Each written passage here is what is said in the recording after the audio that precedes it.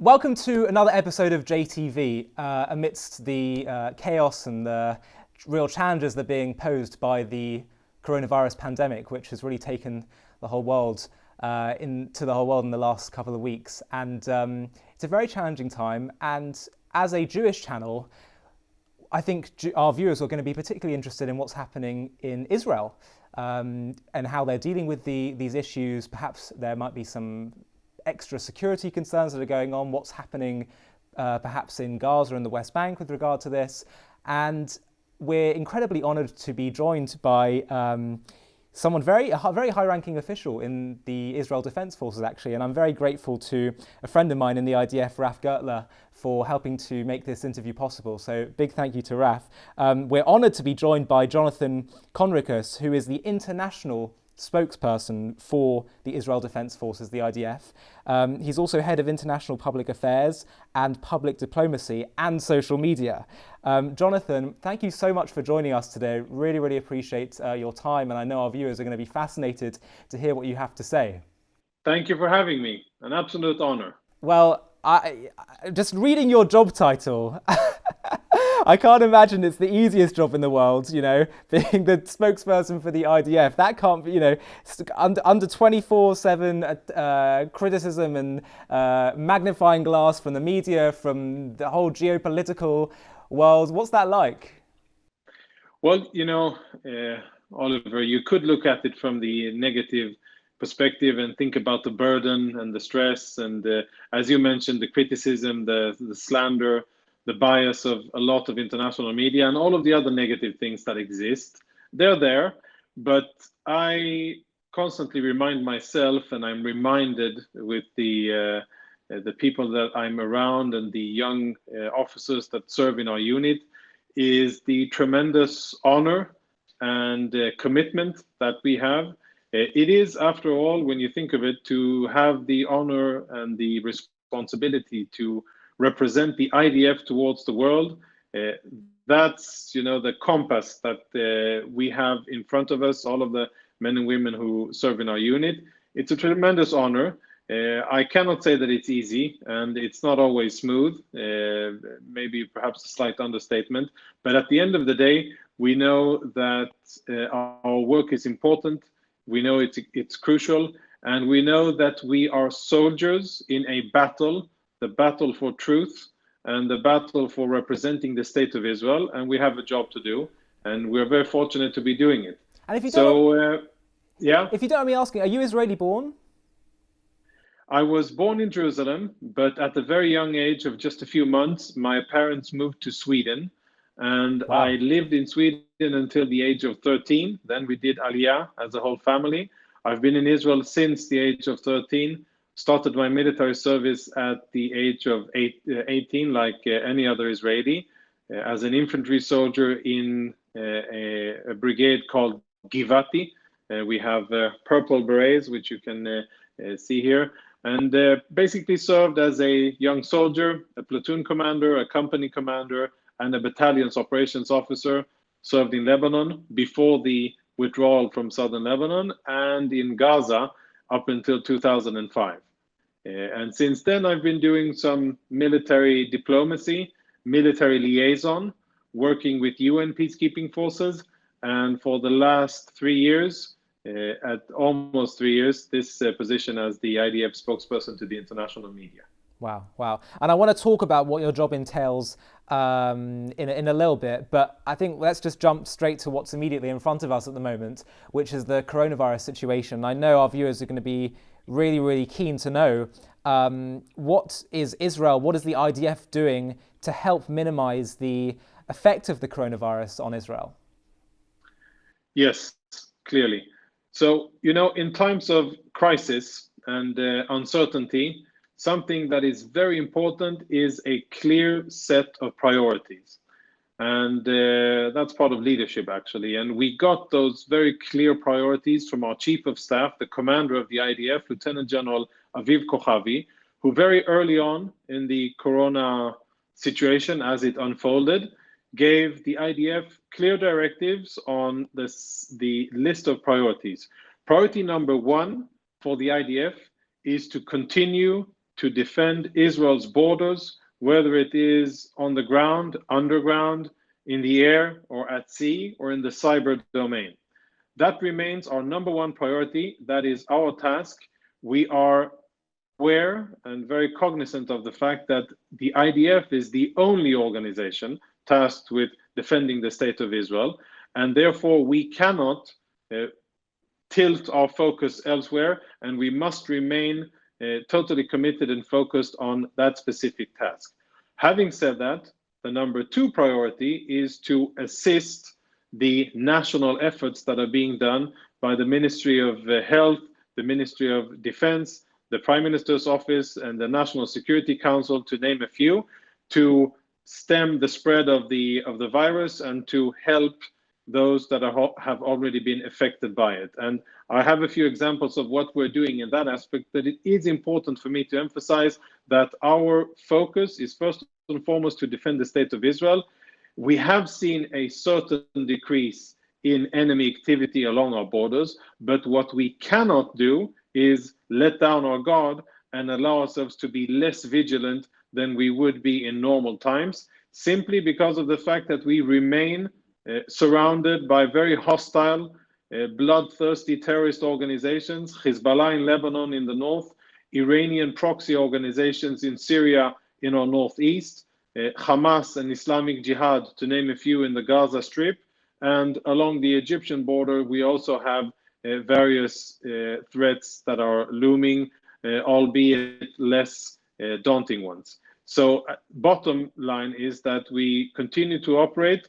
We try to maintain regular activities. We continue training. We continue enlisting personnel and adjust our daily activity to the restrictions that are imposed by Corona. Right. Now, the second part, how the IDF supports the battle against the coronavirus inside Israel, is that we have a special command in the IDF called the Home Front Command, which is, in normal days, is tasked with the interactions between and supporting the Israeli civilian population in times of emergency, usually referring to war, but also in times of a medical emergency, just like the one we're facing now.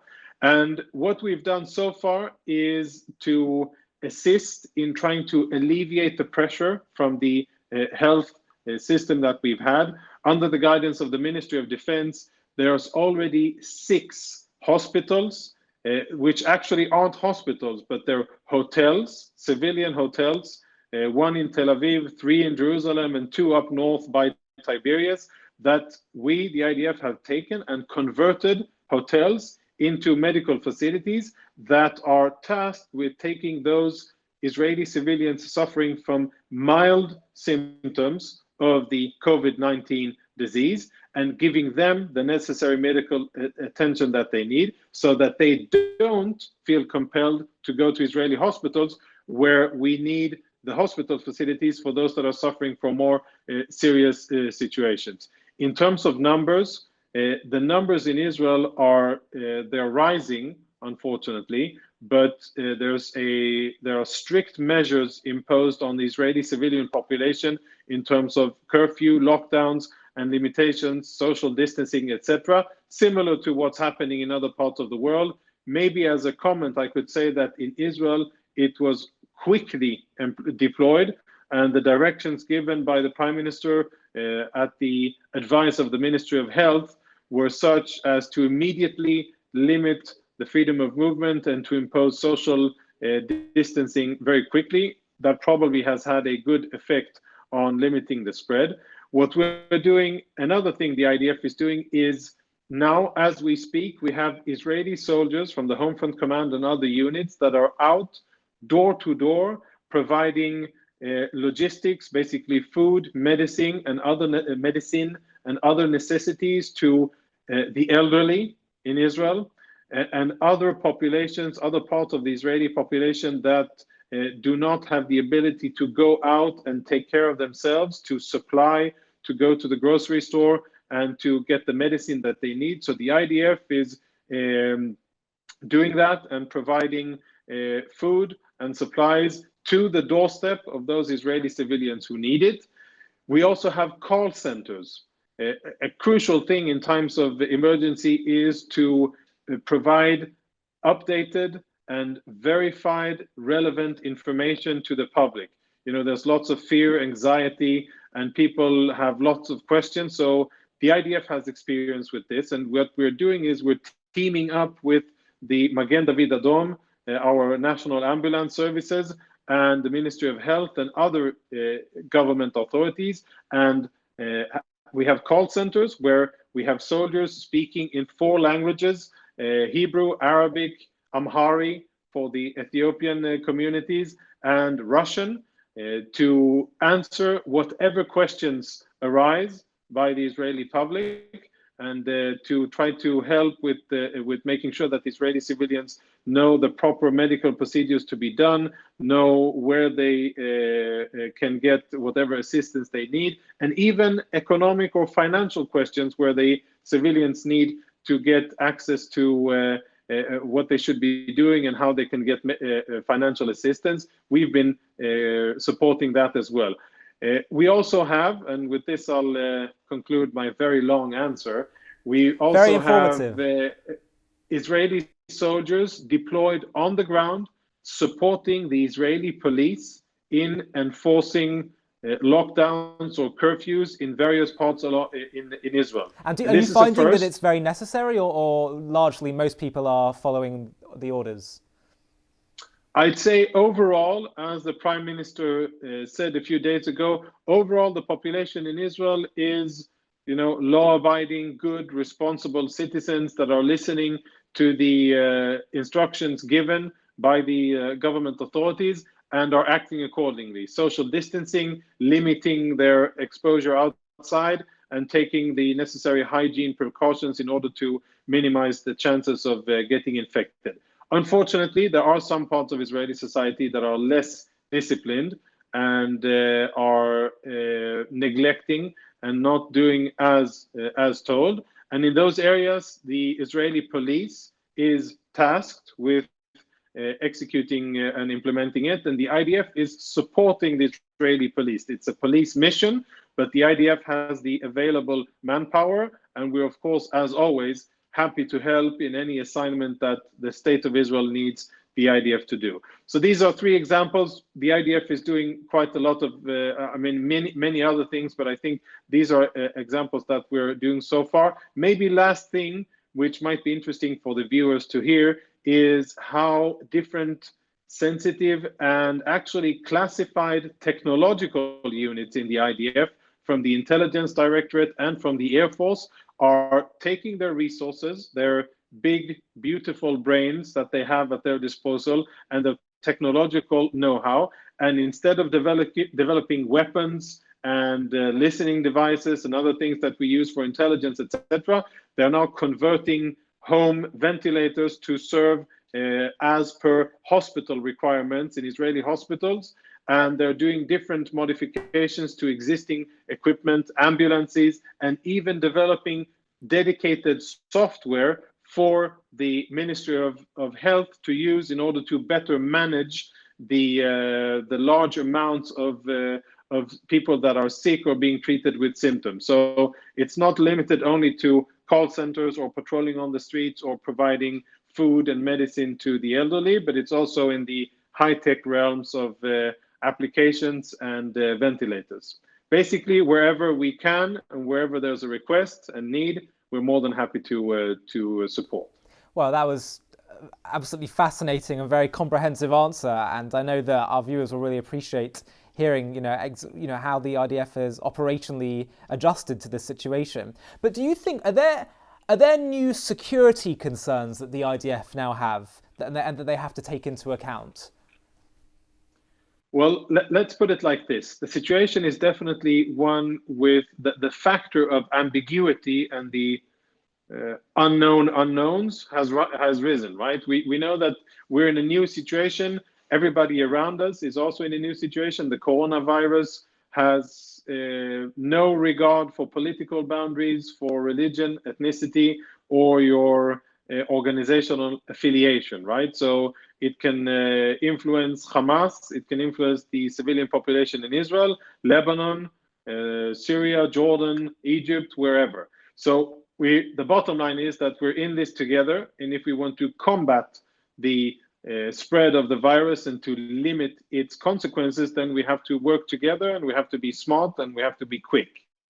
It puts us sometimes in very delicate political situations where, I'll give you an example with Gaza. Gaza, as you and the viewers know, is governed by an internationally recognized terrorist organization called Hamas. They are committed to the destruction of the state of Israel, and they have been ruling the Gaza Strip for the last almost 14 years in a very dictatorial, or in a dictatorship, with a very heavy hand. They have fought Israel in 3 military engagements, and they continue to fire rockets at Israel. However, since it is a shared interest, Israel, through a dedicated body that we have called the Coordinator for Government Activities in the Territories, the acronym is COGAT, and if you're interested in listening to or knowing what they do, they have a Twitter handle and a website where they make official a lot of their activity. So what they are doing is helping the population, the civilian population in Gaza, and facilitating international aid to the Gaza Strip, working together with the UN, working together with different countries along the world and different NGOs, and making sure that equipment, medical facilities, the different know-how, for instance, test kits, and the other things that are needed in order to effectively combat the spread of the virus in Gaza are transferred through Israel into Gaza. And that's ongoing as we speak. There's good cooperation ongoing with the Palestinian Authority and their medical services in Judea and Samaria, where we provide equipment. We share, we have joint online training sessions on how to, for the medical personnel, how to deal with different situations and the best practices that we've encountered so far. And the bottom line is that everybody understands that we have to join hands and fight this thing together, whether we like it or not, and whether we share the same worldview the day after we overcome the threat of corona. And how does it work? So is it up to Hamas in Gaza to decide whether they're going to impose a lockdown? Are they imposing a lockdown?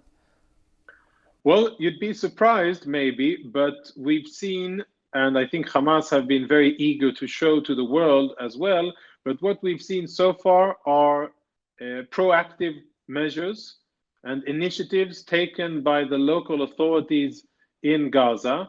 They've built quarantine facilities, and they have administered lockdowns on the civilian population, and have taken what I would call, and what Israeli officials deem positive measures, active measures, in order to limit the chances of the spread of the virus. And they seem serious in their understanding of the challenges and the dangers, and they seem to be taking relevant steps. And is COGAT or Israel advising them on the measures to take, or are they just doing this based off their own intel?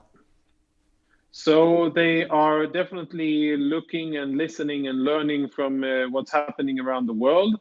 And Israel has transferred, let's say we shared our experience and knowledge through different NGOs and through different countries. We are more than happy to share that experience that we already have in terms of best practices in how to stem the contamination, how to emphasize social distancing, and how the best way for medical crews to operate is, and which areas to disinfect first, and many other things. So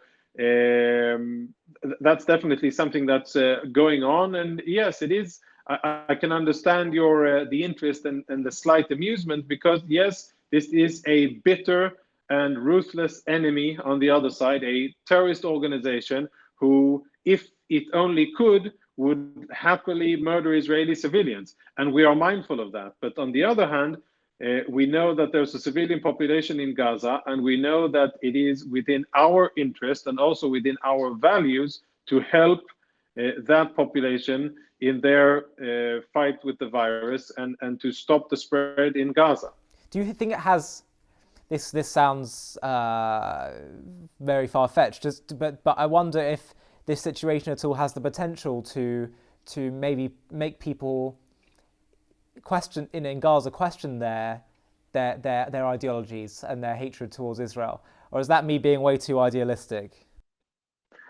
You know. At the younger age, at your age, I I know where this is going. I would have, been more prone to believe in that kind of positive change happening. I'll give you an example of the unfortunate situation here. Roll back a few years to the height of the war in Syria, when thousands of Syrian civilians were along Israel's border, and we evacuated over a period of a year and a half, evacuated into Israel 5,000 Syrian civilians, and we treated them in Israeli hospitals, first military, and then Israeli civilian hospitals in northern Israel, Tzfat, Nahariya, and Haifa, and basically saved their lives, and then transported them back home to Syria, sometimes after having performed multiple surgeries on many Syrian civilians. Now, did that bring about a shift in the Syrian regime's posture towards Israel, or did it bring about peace on the Golan or stability on the Golan? Unfortunately, it didn't. However, it was the right thing to do at the time, and that was the motivation behind what we did on the Golan Heights. We called it Operation Good Neighbor. And we think that that's what is expected of us. That's what we expect of ourselves. And I can draw a parallel between that situation and this situation. I think this is what is expected of us to do in these times, and it is also within our interest to do so. One can only hope that this experience, and I'm sure that Israel will overcome this situation from a medical and from a financial point of view. I'm sure that Israel will overcome, and the Israeli economy and market will overcome, even though I'm part of the military. And what do I know about economy? But I have strong belief in the Israeli spirit and the ingenuity of Israelis. So once we're behind this, I can only hope that it will be a positive note in history, and it will perhaps serve as a foundation for positive change. Until that happens, I can assure you that we'll continue to be on guard. I suspect that once this, please God, fades away, this challenge of the coronavirus, people will go back to business as usual in terms of Israel bashing and putting Israel under the microscope of criticism. And I know from my experience at university and so many Zionists and Jewish people on college campuses around the world, it's so obvious that they're going to start to be that new things that they'll start to hear in terms of criticism towards Israel will be, well, Israel did this towards the Palestinians in Gaza during the coronavirus crisis, and they weren't, considerate enough, or they didn't do enough, or they were even worse than didn't do enough. They were negligent. Can you give me some and this is really for our students and our listeners around the world who are going to be confronted with these questions and really want to know. Can you give me some cold, hard facts about what Israel is doing in terms of how they're dealing with the situations with the Palestinians with regard to coronavirus?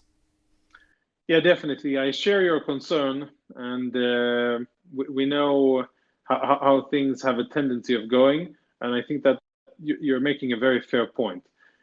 In terms of facts, we have, based on that understanding also, to prepare for a rainy day, we are already making public and official, very transparently, all of or most of the efforts that we are part of, whether it is facilitating international aid to Gaza, whether it is transporting disinfectants, personal protection gear, testing kits, and providing education and training for Palestinian healthcare crews how to deal with the situation. These are the types of activities that the IDF, again through COGAT, the Coordinator for Government Activities, is part of. All of it is online. You can go to our website, idf.il/en. We have a rolling developing story on all of the efforts that the IDF is doing with the amount of tons of disinfectants and the different times that we transported goods or facilitated the transport of goods into Gaza or to the Palestinian Authority. So it's online at the IDF website. You can find it on Twitter as well at the IDF Twitter account, and you could also see it on the COGAT website or the COGAT Twitter handle. So the information is there, and we are working in order to make it as accessible to anybody who cares and wants to be informed about the facts, figures, and the cold data that exists. And hopefully people will be able to use that and to have a fact-based conversation with anybody who seeks to criticize Israel, and actually to present facts on the ground from activities that have already taken place and that continue to be done by the IDF. Right. Well, that's really, really fascinating. And I want to talk a bit more generally about the IDF's image and portraying that to the world, and being, as your job title is, being a spokesperson for the IDF to the world outside of Israel. I want to understand what's it like. What's your job like? You come under immense criticism, often I think unfairly, and I want to understand what does your role entail? How do you help to influence public diplomacy towards Israel? I understand there's even a whole public diplomacy unit and a social media unit, and can you just talk to us a bit about that? Right. So the IDF spokesperson unit, which we are part of, is tasked with the public affairs of the IDF. First and foremost to the Israeli population, which is the core target audience. Since we are a military based on a mandatory service, what you would call a people's military, then ensuring public trust, nurturing public trust in Israel for the IDF is absolutely key, and that's the main goal of the IDF spokesperson's unit. Parallel to that, we have the international media branch, the branch that I'm part of, which is tasked with speaking on behalf of the IDF to the world. So essentially focusing on the most important and influential countries around the world, the dominant European countries, of course the US, but also Russia, China, and other countries, important countries who set the tone around the world. And our job is to be the voice of the IDF, to speak for the IDF in the media, and to get our voice across in social media, and also to engage with different organizations, decision makers, legislators, and other people of influence around the world. That's called public diplomacy. We do that on a daily basis in routine activity, as well as, of course, in times of emergency, military activities, etc. Yes, it can be quite intense. I'm very fortunate to have beside me a crew of about 50 very talented young men and women. You mentioned Raf just in the beginning of the interview. So there's a lot of very talented and very devoted. And also, I think I also know, because we're from London, I also know very well Karen Hadjoff, who I'm a big fan of. Yes, who's involved definitely. In, I think Karen she was Hadjoff, social media who is probably our biggest talent. She heads social media. She's brilliant. She has under her command the social media platforms that we have: Twitter, Facebook, Instagram, YouTube, even TikTok, LinkedIn, and the website. All of these are under the social media. Hold on. The IDF have a TikTok account? Yes, the IDF, wow. As of a few months ago, I'm definitely checking that account. Out. Yes, it took us a few days or weeks to reach the conclusion that, like with many things social, you cannot be old, you cannot be dusty or stiffy. And if you want stiff rather. If you want to be relevant and if you want to get your message out to different audiences, you have to be on the different platforms where your audiences are. And I have a 13-year-old daughter, and I can say from personal experience that I see that that's where she and her peers are using. And the same thing goes around the world, obviously. So if you want to be relevant, you have to adapt and to be on the different platforms. And the IDF wants to be relevant. We want to engage. We want to take a proactive stance. You mentioned the challenges that we face of bias and slander and misinformation and BDS and many other things that we deal with on a daily basis. Things like BDS and different attempts to delegitimize the state of Israel and the IDF. Of course, my business is the IDF. But in order to fight against those unholy efforts, we know that we have to be proactive. We have to engage with new audiences. We have to constantly seek to expand the amount of followers and viewers that we have.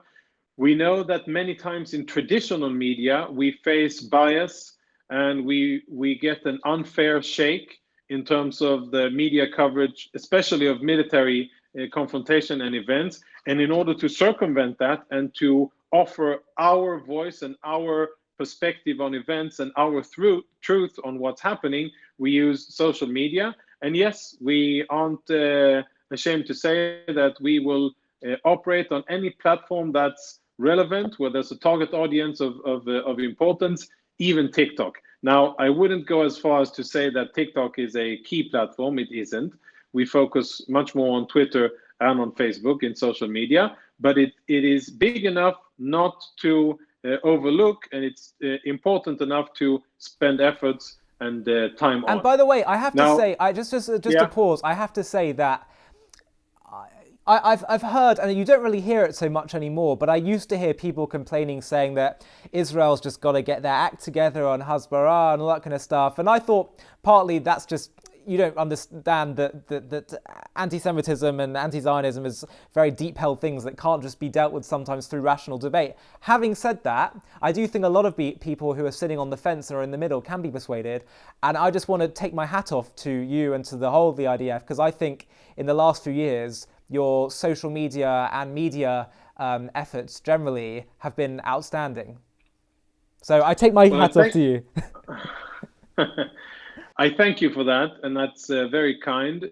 And one part of my answer is that, yes, I do agree. And as I said, it all comes down to the extremely talented people that we have who are motivated by internal belief, and they understand the importance of what they're doing. They're committed, and they know that it's an ongoing battle for the good name and reputation of the IDF, and to an extent the state of Israel. So we are definitely fortunate to have top-notch people in the IDF spokesperson unit doing exactly that. Mm-hmm. However, I would also say that I do agree with the fact that more needs to be done. Now, I'm not in the business of pointing fingers at anybody. I'm more in the business of doing my job and helping others whenever they feel that there's a need for it. But I do think that, yes, we have to understand that the court of public opinion, international media, social media is an ongoing battle. And like in battle, we have to take initiative, be brave, engage, and be proactive. And all of the institutions in Israel need to be doing it. Some are doing it. Some, I feel, could and should do more. So I think that there's more than a grain of truth to the criticism being leveled. We are open for criticism in the IDF, but I think that the bottom line is that everybody in Israel needs to understand that the fight for the good name of the IDF, the good name of the state of Israel, the reputation is an active one where we need to engage constantly, and we cannot take anything for granted. That's what we're trying to do in the IDF spokesperson unit. It's a learning process. I can say that, and I'll end with that we don't always get it right. And whenever we don't get it right, we're I think, still humble enough to learn from the mistakes that we do and continue onwards. But it's too important not to dare and too important not to engage and to try to do new things. And finally, I just want to end by asking you, the average person that's watching this, they could be halfway around the world, and they want to connect with the IDF, they want to support the IDF. I also know that eventually when people are able to start flying again, that there's ways they can get involved in terms of, I know that the IDF are able to facilitate learning and visiting terror tunnels, be able to get more proper briefings on the security situation. But can you just tell us, both virtually and when you come to visit Israel, what can people do to get involved and to support the very important and holy task of defending the Jewish state? Yeah, thank you for that. So we have our social media platforms. I'd advise anybody who wants to get the news and wants to get facts from what's going on in Israel from a military point of view, the latest breaking events, you should follow our Twitter account in English. It's at IDF. And we also have it in French and in Spanish.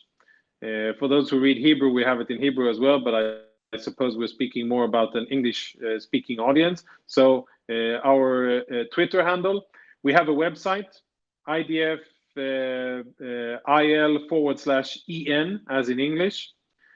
We have our Facebook handle, and as I said, the other social media platforms that you can find, YouTube, and even LinkedIn for those of you who like that. But the bottom line is that we spend a lot of time in those platforms. First and foremost, Twitter, where all of the breaking news, breaking events, and information are shared almost immediately. In addition to that, we also have our public diplomacy efforts, and I think all around the world, the beautiful thing of Jewish communities is the level of organization and many times how tightly knit those communities are. And we are in contact with almost all of the Jewish organizations around the world.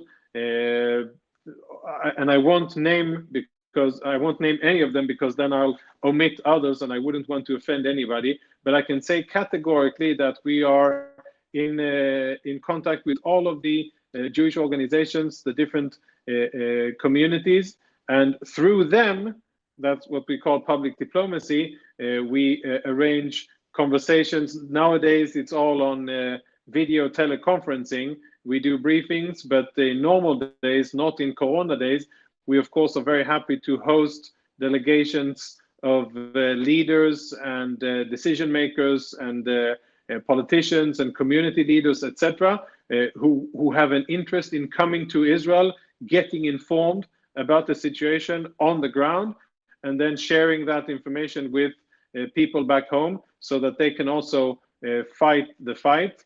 Last word I'll say. And one second, Jonathan, if people want to do that, how do they apply to do something like that? They, through their local organizations, let's just take an example of the Zionist Federation of UK, right? So if that's your organization, then you go through them and they know how to reach out to our public diplomacy office, whether it's for a briefing or an upcoming visit or to invite a speaker to the local synagogue, whatever it is, then that's the best way to do it through your local organizations. We already have established lines of communication and contact. We know each other, and that's really the best way to do it. I'll say in terms of the media, for anybody who writes op-eds or anybody who writes letters to the editors, where many times we get horrible treatment by British media. What I ask for is two things only.